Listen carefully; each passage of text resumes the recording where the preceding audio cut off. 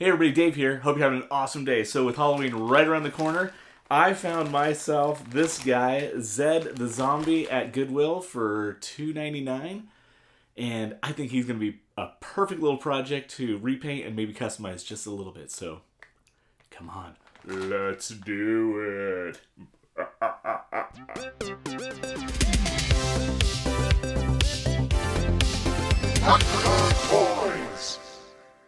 Okay, so Zed is actually a kid's game. He's kind of like the game Perfection, where you put it together, he's on a base, it has a timer, and if you don't get it built in time, it jolts and he bursts apart into little pieces. So the pieces are not on there very great. Like if you just tap it, the pieces just kind of fall right off, the eyes just fall right out. So I'm gonna need to figure out a way to kind of secure this and put it all together. So I think what I'm gonna do is this arm sticks in pretty well, so I'm not gonna do anything with that. This arm I'm going to glue on because I don't need that to move. The eyeballs, I'm going to glue those in. The brain, I think I'm going to glue the brain in, and then the top of the cranium I want to be able to take on and off, so I'm not going to glue that on, and I think that will be pretty nice. The figure, I like it without the jaw. It's kind of funny, but I think it's cool with the jaw as well. So I think what I'm going to do is put magnets in that so I can display it with or without the jaw, and I'll have different options. And then there's some little parts there, buttons and so forth. So I'm going to start by gluing the arm on.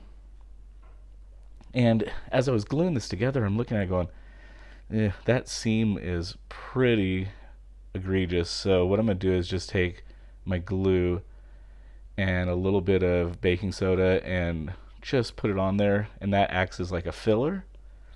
And once I got that nice and full and it's cleared out, I just sand it, and then I'm going to paint it. So I'm using this like bright green paint. It's just cheapy dollar craft paint from the hobby store, and it's working pretty nice. I did put a little bit of water in it just to flow through the airbrush a little bit better. So as you can see here, I'm just spraying the head. I'll spray the chest, I'll spray the legs. I did mask it off just because I didn't want to get overspray all over the place, but I didn't have to mask the whole thing off because you can kind of control it. And there it is. It's looking pretty cool. I think this is going to work. I'm going to continue to layer the paint on, so I'm going to kind of go back and forth. I'm taking this teal, and I want to spray it in the eye sockets because I want to give a little bit of life to the eyes, but I also want them to be a little bit darker and sunk in. So I'm kind of just layering in this teal, and while I had the teal, I thought, you know what, maybe I can kind of give another layer to the color of the body, a couple little highlights, and add a little bit of blue into the skin. So I'm just painting up this little drool. The eyeballs, the pupils were kind of purple and blue, and I thought, I think it'll look better if I just paint them black. So I did that. Speaking of black, I got some black in the airbrush, and I'm, again, kind of layering in the eyes here. And it's just deepening the eye sockets, so when I put the eyeballs in, it'll really give some nice dimension. I think this is going to work pretty great. Okay, and like I already mentioned, I'm layering paint. I think I'm taking it slow and steady, and so what I'm doing here is taking an old toothbrush and some darker green paint. I'm just giving some speckles and freckles to it, and I think it's just adding a nice dimension to the overall paint job. The fingernails, I originally painted them kind of this teal color. It wasn't quite right, so I got out a darker green, and I didn't know I was going to go into the nail business, but, you know, something to fall back on if this doesn't work. This will take a couple of coats, so I think it's going to look nice. And then I'm just doing a little bit of a wash in the different creases, and this is just really bringing out some of the texture. All right, got the pink in the airbrush. Again, this is just cheapy craft paint.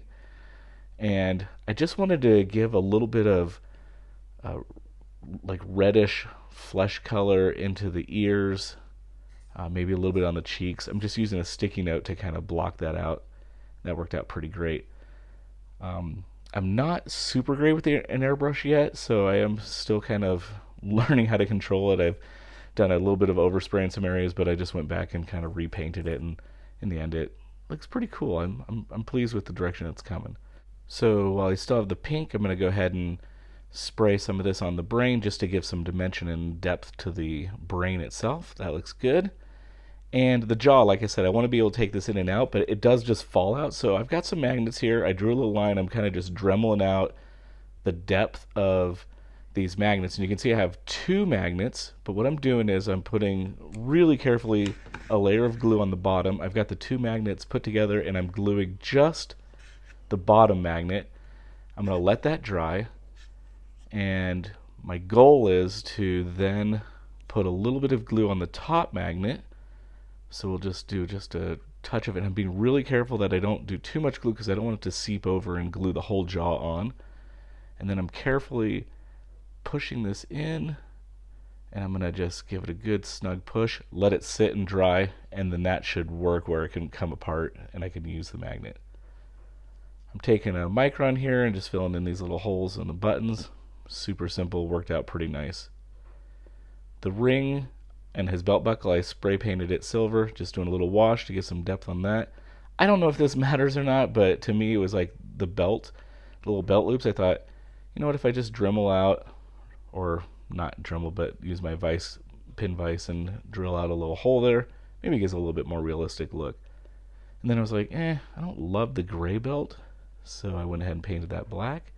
And his pants were kind of this weird plasticky blue, so I thought, let me try this Citadel paint and see if it makes it look a little bit more like blue jeans or something. And I think in the end, I'm pleased with the paint. Went on really nice, and it gave a nice effect. So here I'm gluing the ring on. Now the ring is only like a half ring, so I did later on take a little piece of polystyrene and wrap it around and make a complete ring. So if you look in the very end turnaround shots, you'll see that. Now for the eyes and the brain, I wanted to have them glossy, and I found this acrylic gloss clear coat, and I wasn't quite sure how it worked, so I was a little apprehensive, but I put it on there and it worked great. I'm really excited about this. So nice little find. So I'm going to do the same for the eyeballs. I wanted the eyes, the brain, and then I did a little bit of this on the inside of the mouth as well. All right, now let's grunge up these clothes a little bit. I don't want them to be super white and clean, so I just took some Citadel brown wash, and that looks good.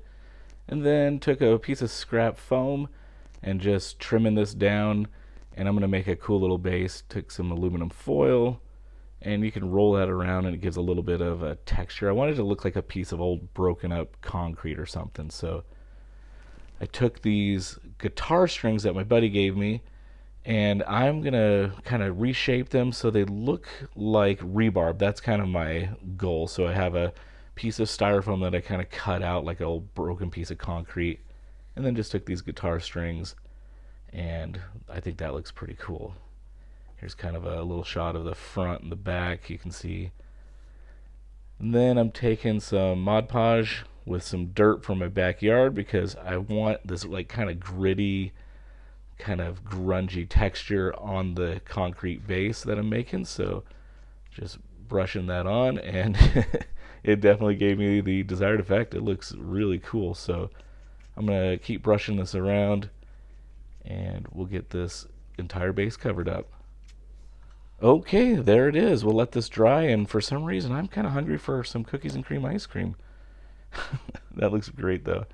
So I did take some Magic Sculpt and I made a couple of worms. I made a tooth, and so I'm going to let these dry and we'll finish those up. So I have this. I'm going to do a little bit of dry brushing on this to make it look like concrete.